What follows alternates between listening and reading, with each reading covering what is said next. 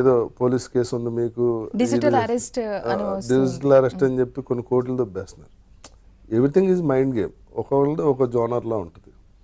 మా డైరెక్టర్ గారు అది ఈ మూఢనమ్మకాల మీద చేసి అంటే ఇప్పుడు ఒక 2.5 years బ్యాక్, 3 years అనుకోండి, మదనపల్లిలో ఒక ఇన్సిడెంట్ జరిగింది. ఒక తల్లి 2 పిల్లల్ని చంపేసింది. చంపినామే వెరీ హైలీ ఎడ్యుకేటెడ్, ఆమె ఒక ప్రొఫెసర్. చనిపోయిన 2 పిల్లలు కూడా చాలా బలంగా నమ్మారు, అంటే మళ్ళీ బతుకుతామని వాళ్ళు నమ్మారు. తల్లి నమ్మింది. చనిపోయిన 2 పిల్లలు కూడా వాళ్ళు మంచి ఎడ్యుకేటెడ్ పిల్లలు, 20-18 ఏళ్ళు అనుకుంటా వాళ్ళిద్దరికి, ఆడపిల్లలు.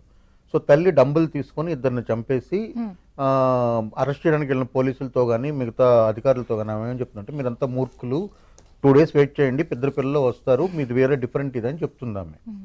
సో ఆమెని అలా ప్రొవోక్ చేసింది ఏంటి అంటే ఇంకో తాటే కదా, ఇంకో మనిషే కదా. సో సారథి అలాంటి క్యారెక్టర్ అనమాట. ఆ ప్రొవోకింగ్ క్యారెక్టర్ సారథి. సో విక్టిమ్ ఎవరన్స్ అంటే నవీన్ సార్. నవీన్ గారు మీ దగ్గరికి అంటే మీరు ఆల్రెడీ కొత్త ఎక్స్పెరిమెంట్స్ చేస్తూ ఉంటారు. Definitely we are seeing that. So ఇక్కడ కూడా ఒక ఎక్స్పెరిమెంట్ అని చెప్పొచ్చు మీ క్యారెక్టర్ విషయానికి వస్తే. అంటే నాకు ఇందులో నచ్చిన ఒకటి విషయం ఏంటంటే, ఇది పుస్తకంలో రాశారు, ఇది నోవెల్లో రాశారు. ఈ కథని నోవెల్లో రాసిన తర్వాత నాకు కరుణకుమార్ గారు చెప్పినప్పుడు, ఎందుకు ఈ కథ చెప్పకూడదు, ఓకే ఈ మీకు జంప్ స్కేర్స్ లేకపోతే దయ్యానికి ఒక ఆకారం రూపం ఉండి భయపెట్టించే ఫిలిం కాదు ఇది. మెంటలీ చాలా స్ట్రాంగ్గా ఉండాలి పర్సన్ చేసేటప్పుడు, చేసిన తర్వాత మెంటలీ స్ట్రాంగ్ ఆ స్ట్రెంగ్త్ని కూడా హోల్డ్ చేసే పర్సన్ ఉండాలి. అండ్ నా క్యారెక్టర్ ఆనంద్, నా క్యారెక్టర్ పేరు ఆనంద్, కానీ వాడి జీవితంలో ఆనందంగా ఉండడు. సో కాంట్రాస్ట్ ఉంది క్యారెక్టర్. అండ్ ఇది ఎక్స్పెరిమెంట్ కంటే ఎక్కువ ఒక చిన్న ప్రయత్నం. ఏంటంటే చాలామంది ఇలాంటి ఇన్ఫ్లుయెన్స్కి బాధితులుగా ఉన్నారు. Many are victim by this. And to be a victim, me and her character, we play as a victim of these kind of things. And how మా జీవితాన్ని మేము ఎలా పాడు చేసుకున్నాం, ఎలా బాగా చేసుకున్నాం అనేది ఈ కథ ఉంటుంది. కాదండి, ఇప్పుడు ఈ రైస్ పుల్లింగ్ అని వచ్చింది, దాని మీద కోట్లు మోసం చేసి ఉన్నారు. రైస్ పుల్లింగ్, రైస్ ఉంటే ఇంట్లో ఇది అవుతుంది ఇదని. అలాగే 2 తలల పాము, 2 తలల పాము ఇంట్లో ఉంటే చాలా అదృష్టం కలిసి వస్తుందని లక్షలు పెట్టి కొనుక్కుని ఇంట్లో పెట్టుకుని ఉన్నారు. అలాగే ఇది ఒక క్యాట్ గురించి, పిల్లి మాయ అంటే మ్యూకస్ ఆఫ్ క్యాట్. సో అది మన చేతిలో ఉంటే అది పవర్, మనీ, మన అవతల వ్యక్తి చెప్పింది వింటారు అని ఒక నమ్మకం అది ఉండిందండి. దాని ఉంది, ఇప్పుడు కూడా ఉంది.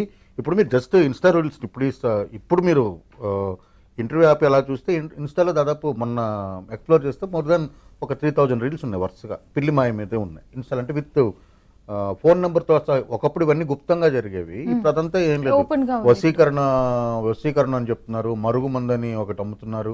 ఇవన్నీ కూడా ఒకప్పుడు చాలా, అంటే ఒకప్పుడు అంటే ఒక 10-15 ఏళ్ళ కిందటే ఇవన్నీ చాలా సీక్రెట్ విషయాలు. దీనికి మనుషులు ఇప్పుడు అలాగే లేదు. ఇప్పుడు అంతా చాలా సొఫిస్టికేటెడ్గా జరుగుతుంది. అంటే మనిషి తాలూకు బలహీనతను నమ్మడం, అంటే మన స్వశక్తిని మనం నమ్ముకొని ముందుకు రావడం ఒకటి, ఏదో క్షుద్ర శక్తో లేకపోతే ఇంకో శక్తినో ఎక్స్టర్నల్ పవర్స్ని మన దగ్గర ఉంచుకోవడం ద్వారా మనం పెద్దవాళ్ళం అవుతామని నమ్మేది చాలామంది ఉన్నారు. అంటే మనకి చాలా ఉదాహరణలు ఉన్నాయి. అంటే పొలిటీషియన్స్ కావచ్చు, ముఖ్యంగా పొలిటీషియన్స్, సినీ ప్రముఖులు, వ్యాపారవేత్తలు, వీళ్ళు ముగ్గురు దగ్గర ఏముంటుంది అంటే వాళ్ళు యాక్చువల్గా వాళ్ళు కష్టపడి వాళ్ళ తలకు తెలివితేటలతోనే ఒక స్థాయికి వస్తారు. అంటే వాళ్ళ టాలెంటు తెలివితేటలతో వస్తారు. బట్ అది వచ్చిన తర్వాత దాన్ని నిలబెట్టుకునే ప్రయత్నంలో చుట్టుపక్కల ఉండే వాళ్ళు ఎవరైతే చేరి ఆ మూఢనమ్మకాలను వాళ్ళు ఇంపోజ్ చేస్తారో దాన్ని బేస్ చేసుకుని నరబళ్ళు జరుగుతాయి. దాన్ని బేస్ చేసుకుని ఇంట్లో యజ్ఞయాగాదులు జరుగుతాయి. అంటే పాజిటివ్గా జరిగే ఉన్నాయి, నెగిటివ్గా జరిగే ఉన్నాయి. మనందరికీ తెలుసు కెరీర్ కోసమని పూజలు చేయించుకునే వాళ్ళు చాలామంది ఉన్నారు. ఇవన్నీ ఇప్పుడు పబ్లిక్గా చేయించుకుని ఇన్స్టాలో రీల్స్ పెడుతున్నారు,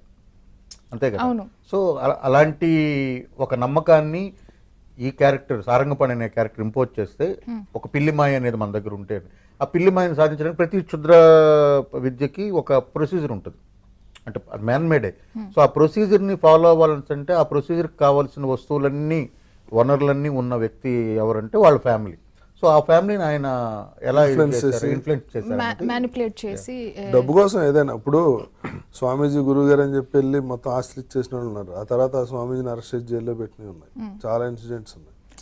ప్రతిదీ ఒక్కొక్క సైకలాజికల్ గా అవతల వీక్నెస్ ని క్యాష్ చేసుకోవటం, అటువంటి ఒక జోనర్ అది.